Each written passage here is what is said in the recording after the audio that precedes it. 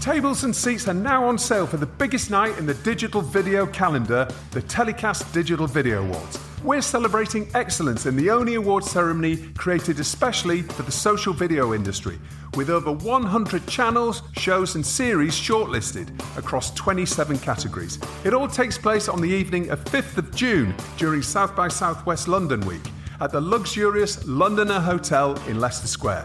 The guest list reads like the who's who in the next generation of entertainment. So book your table, half table or seat now and join the talent and executives shaping the content industry of tomorrow. Just visit digitalvideoawards.co.uk to secure your place now. The TellyCast Digital Video Awards, the biggest night in the digital video calendar. We'll see you there.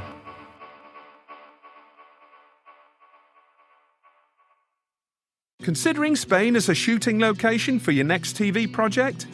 Looking for a Spanish partner to join your international co-pro? And need help to identify business opportunities and set up in Spain? If you're coming to MIPCOM, make sure to meet the Shooting in Spain team, powered by execs Invest in Spain. They offer a free public service specialised in attracting TV productions and supporting foreign entrepreneurs looking to establish in the Spanish media sector. Ask for Shooting in Spain when visiting the Audio-Visual from Spain stand at Riviera 7 or request a one-to-one meeting by email to investinspain@icex.es. That's investinspain@icex.es. Shooting in Spain, making it easy for you. Hey, it's Tom Kenny, the voice of SpongeBob SquarePants. And I'm Bill Fingermonkey, the voice of Patrick. And you are experiencing... Yeah! TellyCast!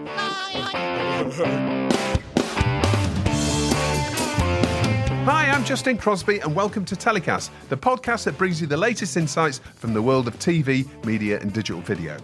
This week we're in Cannes for MIPCOM, the world's biggest content market, as TV execs from all around the world come together to wheel, deal and enjoy the odd glass of rosé. And it's not every week you get to chat with a genuine rock star, and this week I met with Guns N' Roses legend Slash and Buccaneer's Richard Tulk-Hart, Evan Shapiro and Solange Attwood from Serial Maven Studios. You can also catch all the video interviews over on our YouTube channel, plus panel sessions and the latest news from the market. I hope you enjoy the show. Richard, Slash, thanks both for being here. Great to see you. Hi. How are you? How are you doing, guys? Are you all well? All good? Yeah. Excellent. No, good. Good. Okay, so let's dive straight in and talk about what makes The Crow Girl so special. It's based on a best-selling novel written by Erik Axel Sund, which is a pen name for two Scandinavians, Jerker Eriksson and Hakan Axlander. Can you give us a brief overview, Richard, of the show and the cast and what makes the story stand out? Sure. So the show stars Eve Miles, Catherine Kelly, and Dougray Scott. There's so much to the show, but we've got a limited amount of time. So in short, the bodies of young men start stacking up in public places in the UK. And DCI Kirkland, played by Eve Miles, and Sophia Craven, played by Catherine Kelly, who plays a psychotherapist, come together in order to try and work out what's going on and find a murderer. So over 6 episodes in season 1, the implication being seasons 2 and beyond, of course, I've got to say that. There's a number of themes in cover-ups, in lies, in abuse, and many of these are themes that run through the police force. So as Kirkland and Craven get closer to uncovering who the murderer is, the murderer also gets much closer to us. I think it's the sort of combination of the storytelling, the writing. Millie Thomas, who's a superb writer of the show, along with a number of other writers in a room with her, the location, and of course the music. Well, Slash, let's talk about the music. Well, actually, let's take a step back from that to the genesis of the project. So how did you first of all get involved in this? Because this is something you brought to Buccaneer and spoke to Buccaneer around originally. Right. Well, so I've been in the sort of movie and TV producer sandbox for a few years. And I'm always looking for new material. And I went to my literary agent and asked her what she always give me new stuff and whatnot. And she came to me with The Crow Girl, and she said, "Got to read this. It's really good." And so I loved it. And she said, there's a guy named Nicholas in Sweden who's sort of her counterpart, Swedish counterpart. And he's representing this book. So I got in touch with him, and we pursued selling it, And next thing you know, Buccaneer came up. And I'm very familiar with Buccaneer because they've got some shows I'm really fond of. And so they took an interest in it, and that's how it started. Yeah. Well, they seem to be the perfect production partner. I was so happy that, if nobody else had come to the table, just having them, be interested was great. Yeah, of course, because Buccaneer responsible for Crime and Marcella. Yeah. So what is it about when you read the novel? What is it about the novel that, that really sort of sucked you in, if you like? Well, I'm a horror and thriller. That's my bag. And this particular story had to have been one of the most darkest cop stories that I'd read in a long time. And it has a lot of, not until the very end do you really find out what's going on. It's a really great twisty tale. And the characters are great, and it's very original as far as the subject matter. I'm not going to get into that because the disassociative, all that stuff. Anyway, but yeah, so it's just one of those things that spoke to me. Okay, and now MIPCOM, Richard, is obviously one of the most important markets in the world for television content. What makes The Crow Girl particularly suited to an international audience? Well, I think it touches on a number of themes that is nothing to do with any one particular country, whether it's family, mental health, immigration, corruption at institutional level.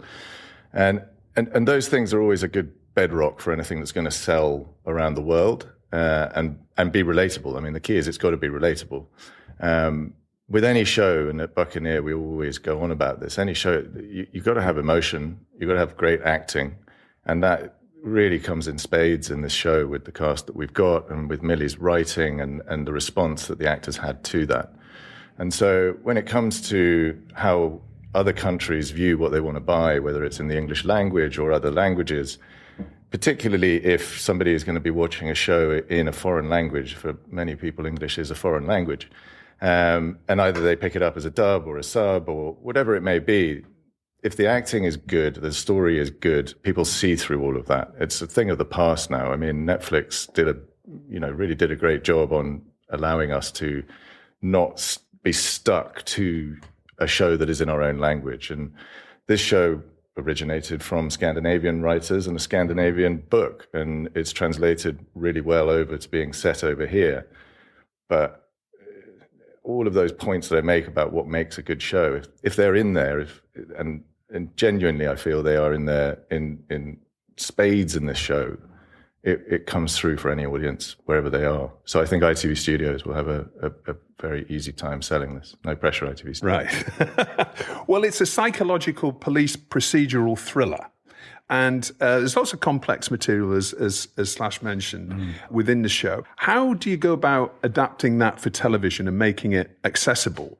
Or do you not? Do you not try and make it accessible? Do you just stick as close as you can to that source material? The books are, it's a trilogy of books. In the US and UK, it was released as one book, but the book itself on first reading, Tony Wood, my business partner, and I really scratched our heads a little bit about how you go about adapting this for TV, because it did need a lot of work. And, Tony, along with Katie Barrett on our team at Buccaneer, went about pulling it apart with Millie Thomas and a team of female writers in a way that it was definitely the most complicated one we've ever done. It's a very dense book. Yeah, there's a lot of different stories all going on at the same time, and so I think Tony and Millie as well did a great job, sort of simplifying it enough so that it was easy to sort of put into episodes. Yeah, and I think equally at a moment in time where the industry is, it's had a rough ride. Whichever side of the business you're on, whether it's distribution, production, whatever, it's been a tough time, and a lot of people are playing safer bets at the moment than necessarily the Crow Girl is. So for Paramount and ITV Studios to see what it could be was refreshing. I mean, they've been great partners from the beginning, allowing us to and trusting us to take this story and do with it as we did, and having Slash as a partner and exec producer on it, and knowing what the music was going to be alongside Lorne Balfe, it plays a huge part in this show. More than most shows we've worked on, the music is a really important part. Yeah, well, let's talk about the music, Slash. I mean, how did you approach writing and scoring? And let's talk about Lorne Balfe's involvement as well, and how you're both approaching the overall soundtrack. I was really interested in the score, but at the same time, I knew that I didn't have time to commit to composing an entire score. So Tony introduced me to Lorne. And Lorne's done pretty much all of the Buccaneer programs. Yeah. And so he and I got together, and he really, he's phenomenal. And so he sort of took on the lion's share of scoring the entire show. And then I just started contributing pieces of music. I would write on the road and then send them to him, and he would sort of find the right, I was just writing to the script, and he would write it into the scenes. And then there was a theme song that is really good that I contributed to as well. And so it was just, it's such a moody piece, and he put this great bedrock down for me to be able to sort of bounce off of and put my ideas into. Yeah. So what it was interesting, you say there, you were writing to the script. Mm-hmm. I mean, even before you saw the script, and actually thinking back to the actual novel, did you have a mood in mind? It's I get musical ideas from books and stories and as well as scripts. So I can read something and start to imagine a musical, sort of a melody for that. And that started pretty early on. So when I started working with Lorne, I had some definite ideas already. And has that changed? Because presumably you're starting to see bits of the production now, and I know you've been on set. Has that changed your approach to the music as the project's developed? It doesn't really change the melody so much, but I think more importantly, when I start to hear what the instrumentation is that Lorne's doing, then it starts to change the idea of the certain sounds that you're going to use. It's hard to explain, but and when you actually see something, you just start to get more ideas, or there's a little bit more depth to the ideas that you get. Yeah. Okay. And will it see the light of day in its own right, do you think, maybe one day? I don't know. That's a good question. I mean, the theme song's great, and I think I have a feeling that they're going to want to do something with that, because it's a song in its entirety, and it's really cool. As far as the soundtrack to the show, that's hard to say, but we'll pitch for it. Yeah. All right. Okay. Well, watch this space. Now, Richard, given the popularity of Scandi Noir in recent years, how does The Crow Girl fit into the Scandi Noir genre? Does it? I mean, obviously it does, because it's come from a Scandinavian home and two amazing writers. Yeah, it's a tough one. Look, there are nods to Scandinavian noir in it. I think that pulling it out of Scandinavia itself and over to the UK gives it a freshness, and Millie's writing gives it a freshness that I wouldn't label it a Scandi noir, but a fan of Scandi noir would love this. Yes. But I think it sits as at the end, it's a psychological crime thriller based around a police procedural that is unmistakably set in the UK with international themes. Yeah, you've got me on this one. I think there's nods to the noir area. Yeah. Okay. So fans of Scandi Noir will enjoy it, but perhaps it's wrong to categorize it as a Scandi Noir. Probably as a producer, you're going to say this, but I feel it's probably got a wider audience than necessarily Scandi Noir did. I think it goes beyond that. I could see my 80-year-old mum enjoying this, and she wouldn't enjoy Scandi Noir. So the show obviously has these dark psychological elements to it, Slash. How do you think it's going to balance that intensity with entertainment as well, because at the end of the day, this is in an entertainment medium.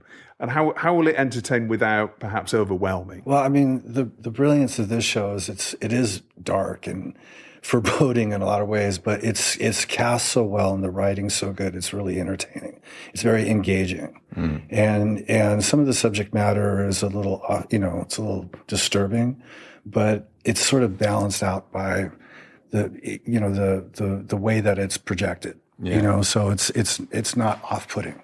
Yeah. Particularly, I think, the characters played by Eve Miles and Dougray Scott, the writing has a bit of levity to both of those characters, and Eve and Dougray's comic timing is very good. I mean, it's certainly not a comedy, but the way they bounce off each other can sometimes pull you away from the dark subjects that Slash was referring to, which, there is a few in there. Yeah, and there's a lot of personal stories that are going on at the same time. So it sort of gives a little bit of it brings it home a little bit. Yeah.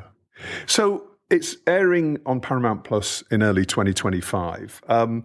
You touched on it earlier, Richard. Is there scope for further spin-offs or further series? Yeah, absolutely. I mean, we are left with an absolute whopper of a cliffhanger on the end of season 1, and the stories from the books allow us to go further. I think if you wanted to go on and on with this, you could. But certainly it's left with viewers will be wanting a season 2. And Slash, so after The Crow Girl, are you planning any more TV and film projects? Is there something on the horizon for you? I have a couple film projects that are in development, and one of them that's about to come out next year. So that production's done already. So I'm still, I'm very much into this. As far as TV is concerned, I was fortunate to, be able to work with Buccaneer. It's really the first TV production that I've done. And then finally, for the buyers watching this at MIPCOM, what would you say is the one admissible reason why they should buy The Crow Girl for their viewers? Because it's good.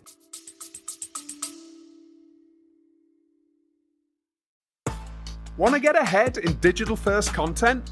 The Drop is the go-to newsletter for industry professionals, delivering insider news, trends, and insights straight to your inbox. Navigate the fast-changing landscape of digital-first production, distribution, and monetization. Sign up now for free at dropmedia.co.uk and stay informed with The Drop.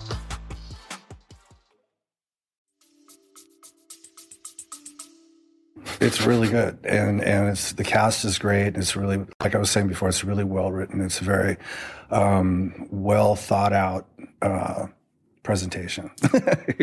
It's very entertaining. I watched it all the way through up until it was finally edited and everything in colors, and I was like, this is really a good show. So there you go. All right, you would watch it even if you weren't involved. I've been watching it just for the enjoyment of watching it. I've played it for a couple of people, my girlfriend at home and stuff like that. Go and check this out. And it's really good. People who didn't know what it was or like that have seen it have been like, oh, this is amazing. Yeah. All right, Slash, Richard, thank you so much for joining me on this week's special telecast for MIPCOM. Good luck with the show, and good luck to ITV Studios with selling it at the market. Yeah. Cheers. Thanks. Next up on Telecast is Evan Shapiro, the media commentator whose media universe map and presentations on the future of content has disrupted an industry that some might say have been sleepwalking to disaster in the post-COVID years. We're going to get into that and much more. Evan, welcome to the show. Great to have you back on, but first time on a live stream. Yeah, good to see you. And you've been around Europe for, how long have you been in Europe now? Because we see you all over LinkedIn. Yeah, back and forth since August. Right. So Copenhagen, Milan, Madrid, Amsterdam, London, Berlin.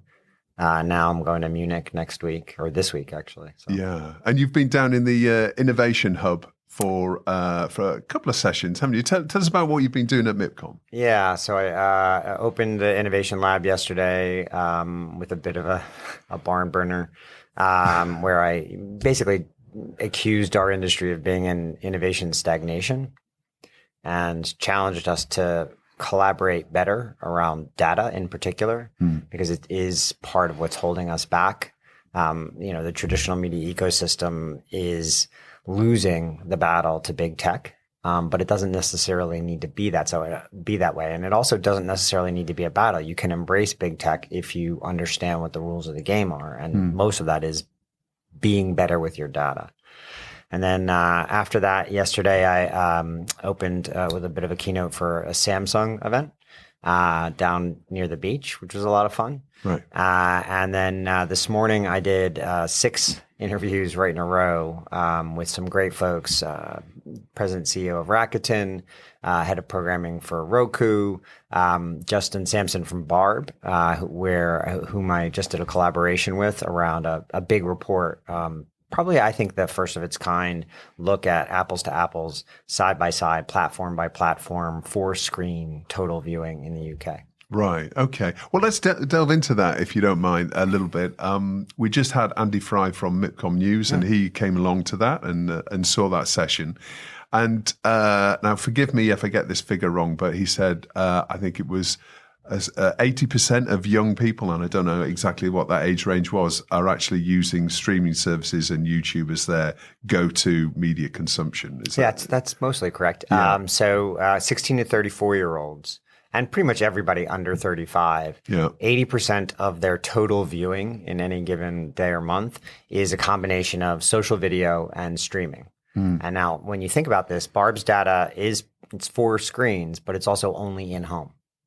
So that does not include out of home. Imagine how much of share of video viewing would be included or would rise to if it included out of home as well. Yeah. So what's fascinating is 46% of total viewing of all viewers in the UK in the home is still broadcast.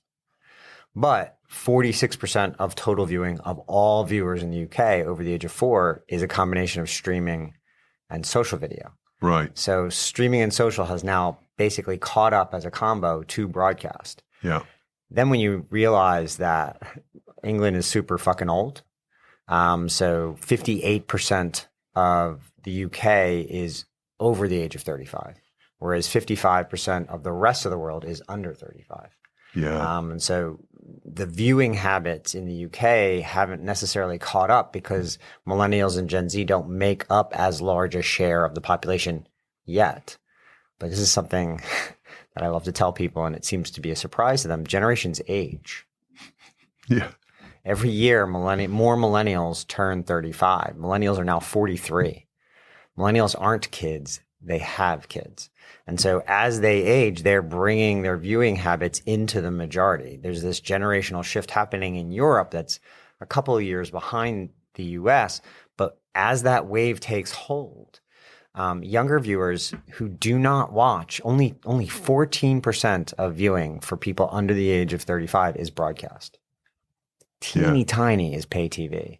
So, as millennials now take over all the heads of households and the seats in parliament and the tax paying, where they choose to tick that box for the license fee or not. Yeah. And as Gen Z, who's now 27 and in parliament, there's a 22-year-old in parliament. Yeah.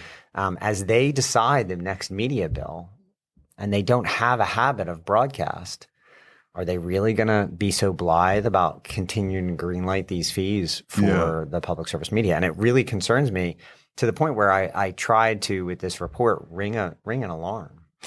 I mean, do you think that is news to, the BBC? I mean, it's a remarkable statistic and it's a real eye opener. And it's I think, a lot of people will be shocked to see that. But I mean, I know certainly, obviously a suite of channels at the BBC. BBC One, I think its average viewer has been around 67, 68 or something like that for a long time. But the BBC in particular doesn't really seem to have grasped this at all at any point in the past. And it doesn't seem like the organisation that it's really able to react, in a fundamental way that it probably needs to. I think, well, first of all, you have to understand that some of the streaming is iPlayer. So Okay. they are. Okay, so we're including and they iPad, were yeah. out ahead of most big platforms on the planet. Yeah. Not just the UK, but Yeah. and in Europe, but around the world. So they do understand the importance of it. But there's two things that I think factor in that are alarming to me. The first and foremost is there are executives there that realize that 40+% of YouTube viewing in the UK is on TV. And they are very protective of their own environment. So they want to try to force all viewers into the iPlayer as opposed to allowing them to watch the content on YouTube. And so they're very concerned about attribution. And I get that, but 0% attribution of a total audience segment is 0%. Any viewing you can get there is really crucial. I also don't think, and I think this is system-wide, not just BBC, but everybody in the TV community in the UK, I think they're not really looking at the population the way that I just talked about it, which is the millennials are, this wave of new generations is coming. And BBC is still the number one most watched thing in the UK, but that's not a forever thing. And as as the boomers and Gen X start to disappear, which we all die, right? Yeah. And millennials and Gen Z become the majority of the adult population, the majority of heads of household, the majority of people in parliament. This shift is going to come very fast and very violently, and it's going to change the entire viewing construct in the UK. It's going to seem like it was overnight, even though it was much more gradual. And so those two factors, and what's happening is people are now getting their news from YouTube and from TikTok. For people under the age of 35, the top 3 places of viewing are YouTube, Netflix, TikTok. And they're getting their news from these platforms. If the BBC doesn't put its news there, it's ceding these platforms to the bad actors. Yeah. These misinformation artists. And this relevancy that they take so seriously is going to go away, and it's going to be harder and harder to justify the license fees there. Yeah. So I'm curious to know you. So you've been on a big European tour, as we said, this summer. And do you get challenged much? When you're speaking at various different events. Because what, who would dare challenge me? Well, but I'm really, genuinely interested to know that, because, you're obviously presenting your amazing media universe map and lots of, thousands of data points within that. And, there's lots of proof points there.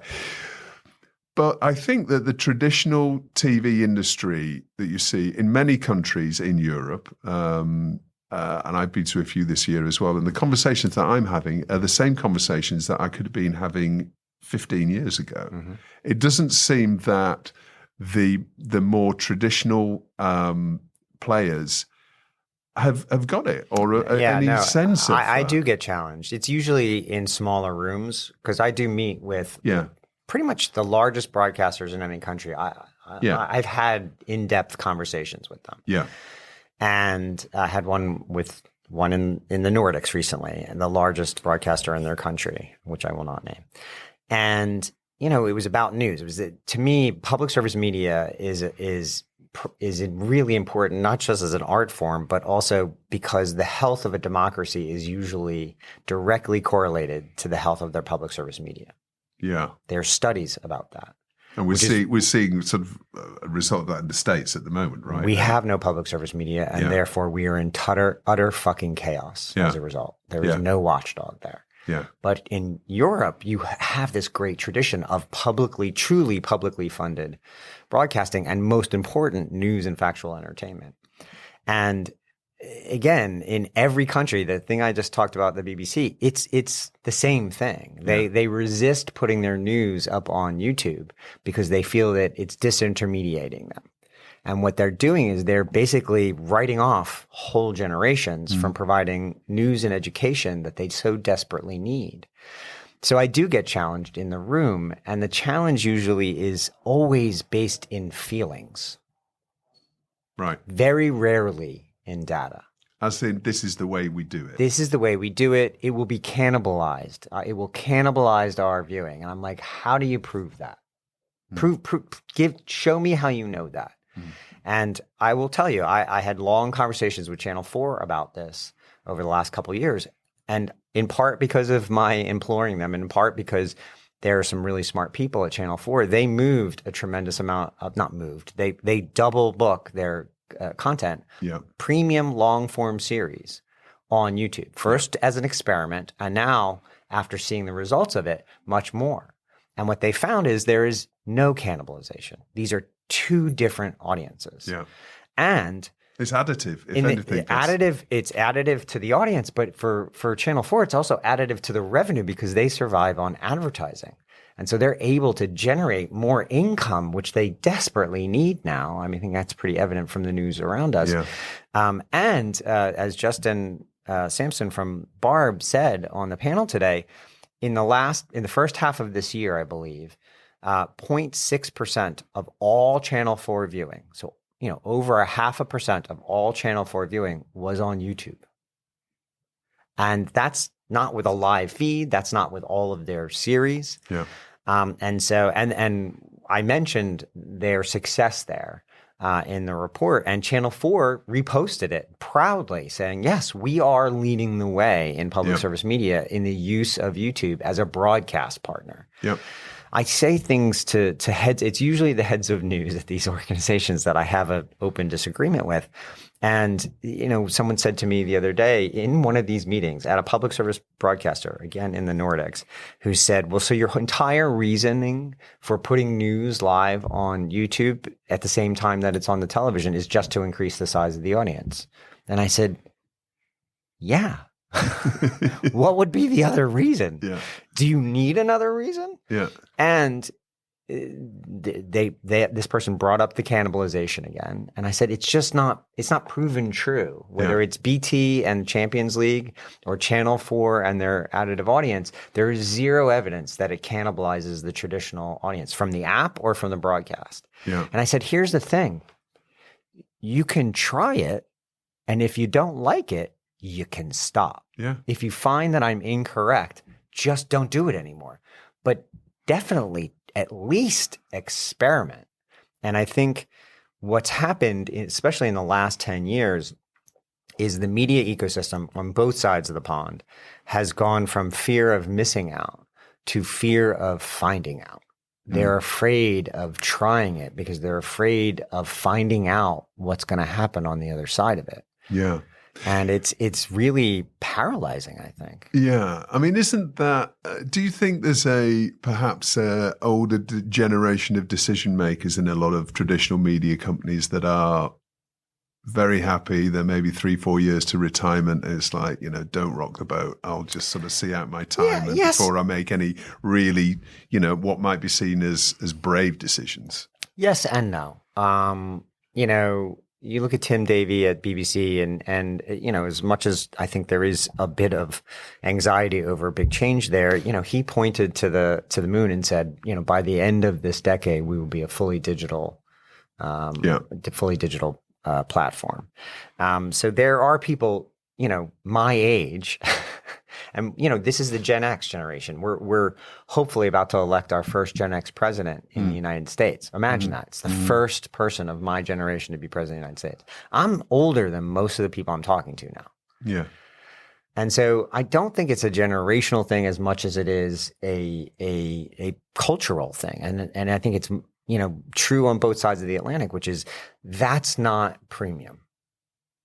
That's social video. We don't do that. By the way, I get the same thing from filmmakers of all ages. Well, I have to be in cinema.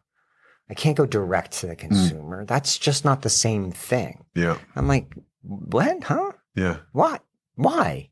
Yeah. If the consumer sees it as premium, then it's premium. You don't get to decide what is and isn't premium. The user, the audience gets to decide that. Yeah. And I think the discomfort that people feel is I studied an art form and now I have to change the way I distribute my art form or make my art form, and I don't wanna. Yeah. And I don't wanna is not a real good reason. Yeah. It's a bit of snobbery as well, I It think. is very much snobbery. Yeah. It is very much snobbery. I mean, the conversation that I do have with a number of producers talking about social first and going digital first on projects, and it's just they there's an immediate sort of looking down their nose kind of attitude towards it, and it's like, well, why wouldn't you cultivate your own audiences? Why wouldn't you build your own brands direct? If you can make the finances work, and obviously it's a bit of a leap into the dark sometimes, but as you said, it's about experimenting. And no right? more of a leap than spending €100,000 on a sizzle tape to try to sell a show to a bunch of people that aren't going to buy it. Yeah. Because they're not buying anything anymore. Right? That's the big gamble is I'm going to bet on selling to the big gatekeepers who are all going out of business very slowly, or they're all getting fired one by one. Yeah. And by the way, most of the money from the big gatekeepers is moving towards sports.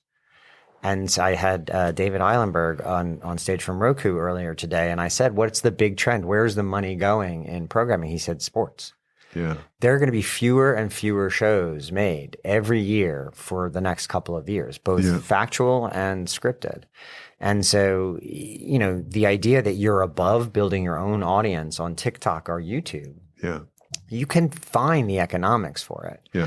Not that this is the greatest example in the whole world, but Mr. Beast just got $100 million to make a game show. Jake Paul got $20 million to fight Mike Tyson on Netflix. Yeah.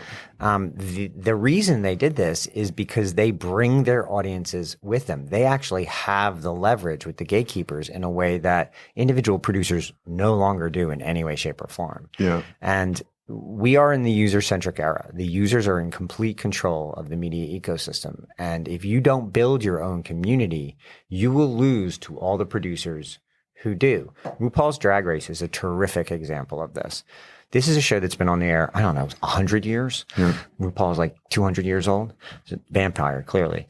But one of the big reasons that show is so successful is because Randy and Fenton at World of Wonder started talking to their audience on day one before there was social media. Yeah, yeah. They have a direct relationship with them. And they have their own platform as well, right? Correct. Yeah. You want another good example, Reese Witherspoon. One of the reasons why Reese Witherspoon is one of the most successful producers of content in the world is she has a email list of book club that is the most powerful piece of IP generation in the world. She buys the rights to books, she turns them personally into bestsellers, and then she options those bestsellers as television and film. Yeah. Taylor Swift has the most powerful army of fans on the planet. Yeah. She self-financed and self-distributed her own film last year, which became the single largest concert film in the history of cinema. Yeah. Ryan Kaji started his YouTube channel when he was 4 years old. He now does $250 million a year. He's 12, by the way. He does $250 million a year in merch sales. He self-financed and self-distributed his own film. Yeah. Catface Productions, they make animated videos on Minecraft and then they release them on YouTube. They employ 80 people at their studio. I can go on and on and on and on. You are missing the wave. Yeah. And if you want to be a producer, as Quentin Tarantino once said when he was premiering Reservoir Dogs at the Sundance Film Festival, just make it. Just go out and start making it. Find your fucking audience. But if you're not prepared to do that, I'm telling you, you will lose to those who do. Yeah. And a final question to end on, Evan, and thank you for being so generous with your time. My pleasure.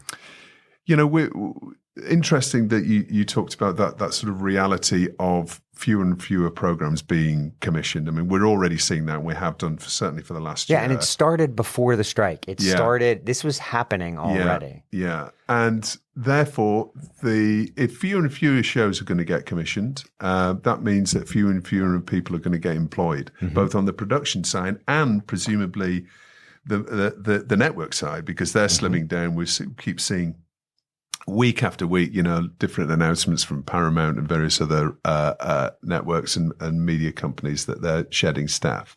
And I know this is something that's very, you're very passionate about, helping people to think who work in the industry in a different way rather than waiting for this sort of axe to fall. Right. What is the one single piece of advice you would give anybody watching this who works in the media industry and is thinking, I'm not sure if I'm going to have a job in a year's time? What would be your piece of advice to them? The biggest piece of advice I can give you is wake up stupid every day. Learn something new about something new every day. If you want to future-proof your career, you have to understand where the money is going. So the corporate gatekeeper content economy is going to continue to contract for the rest of this decade. It's not done getting smaller. There's going to be not just layoffs, but there's going to be mergers and acquisitions. There's going to be tremendous consolidation in the next 36 months. Yeah. Paramount's first. Disco Brothers, Warner Brothers Discovery is next. Who knows what's going to happen at Disney? They just pushed off their succession planning for a year and a half, succession planning. So, but this money is going to the creator economy. And I know this because Google and Amazon and Meta and Apple and Microsoft, the biggest companies in the history of the world, need the creator economy to continue to expand. Yeah. Right? I know this because all of the advertising agencies and all of the brands are much more reliant on the creator-led content economy to sell their products than they are the television economy. Yeah. Meta will sell more advertising this year than all traditional television on the planet Earth. One company. 60% of all advertising on the planet, not all digital advertising, all advertising goes to Meta, Google, and Amazon. Yeah. So go where the money is going. Also, there's a tremendous amount of great content and marketing and innovative things being done on the brand side. So go work at companies who are making content. Look at what is going to happen when Walmart finally gets to buy Vizio. Yeah. Look at what's going to happen in this. Well, brands are going to be kind of entertainers, essentially. They are. They? Chick-fil-A just started a fast channel in the United States. Starbucks Studio and correct. So there's going to be a tremendous retail media is now the fastest growing segment of the advertising economy. So there is a lot of money flying around. Yeah. And there's a lot of really fun. Remember fun? Remember when working in media was fun? Yeah. It's not fun anymore. I'm having a great time. Yeah. But I talk to the people who work in media and they are not. Yeah. There is fun being had. There's joy being had. There's lots of great stuff being made, but it's not in the big gatekeeper economy the same way that it used to be. You have to look at where the future is going, where the money is going, and frankly, where all the good work is being made. Where's a bit more freedom. Correct. That's exactly right. Evan, thank you so much. It's been a joy to speak to you as ever. It's always good to talk to you. Thank you so much. Now, my next guest is international industry executive Solange Attwood, who recently launched her new content business, Serial Maven Studios. Welcome to TellyCast, Solange. It's been a long time. I've wanted to have you on the show for ages, so thanks for joining us. Well, I'm so pleased and I'm so grateful to be here with you. And Justin, I'm a huge fan of yours. I'm a huge fan of TellyCast. Oh, amazing. And keep talking. Keep it coming. I will. Part of what I do is compliments where it's due. And so I love what you're doing. And I'm very excited to be here and talk about the business. Brilliant. Okay, so this is your first market as Serial Maven Studios. Obviously, we know you've got a storied background at Blue Ant Media and very well-known international executive on the back of that, and traveled all around the world for a number of years. So, you're one of the best-known execs in the industry. So tell us about the new business. Too kind. You're too kind. I certainly am very fortunate in that I've had a lot of opportunities in the industry to be an entrepreneur. And I've worked quite extensively in the sort of indie sector, working both on development, production, distribution. And of course, many people know me from my tenure at Blue Ant Media, where I started the international distribution business there. And I had the privilege of working with some fantastic other executive talent during my tenure there. And yes, I am here at MIPCOM with our COO, Julie Chang. We're here in Cannes on the Croisette, and we are talking all things Serial Maven Studios. Yeah. Mm-hmm. So you talked about entrepreneurism, and that's obviously, you know, within your DNA. Yeah. So what really drove you to starting the new business with Julie? You know, what obviously it was on that entrepreneurial streak, but what was it that you wanted to create that was different from what you were doing? Yeah, I mean, I love this business. I think about it and obsess about it all the time. And, you know, for many, many years, especially with the rise of SVODs, what I do and what Julie and the team at Serial Maven Studios does so well was not quite as relevant. And so what I'm saying is we are an intellectual property business, and our real core expertise is stitching together international co-productions, co-financing models. Anyway, all to say, for a long time, with the rise of the SVODs, what we do wasn't really at the forefront. And so it didn't necessarily make sense in the past to launch a studio like Serial Maven Studios. But about 10 months ago, we did in fact launch the studio. And it was because it was the right time. There was an opportunity finally in the marketplace to be able to retain intellectual property, to be able to collaborate with best creative talent around the world, to be able to assemble a sort of committee of the willing on the financing side of what ultimately will be really premium original IP. Yeah. So it really is, why now? It was the right time. The market was open to a company like this. The other thing is there's been a lot of consolidation in the marketplace, and there's quite a few big companies, but there's not as many little companies that have the expertise and the track record to be able to do the kind of work that we do. And so it was the right time with the right executive talent. The marketplace was open. So there were a lot of factors that coalesced in order to say, okay, now is the right time. Yeah. And then, you know, on a personal level, I am of an age, which I will not share, that I have just enough energy to do it one more time. And so I had the strength, the willingness, the desire, the hunger to really be able to give it that real push that you need as an entrepreneur to build something of real, you know, scale. And so I thought, okay, it's now. Now's the time. Yeah. Okay. Yeah. So you launched as a content IP business, but then a little bit later you announced your distribution arm as well. Correct. A little bit before MIPCOM. So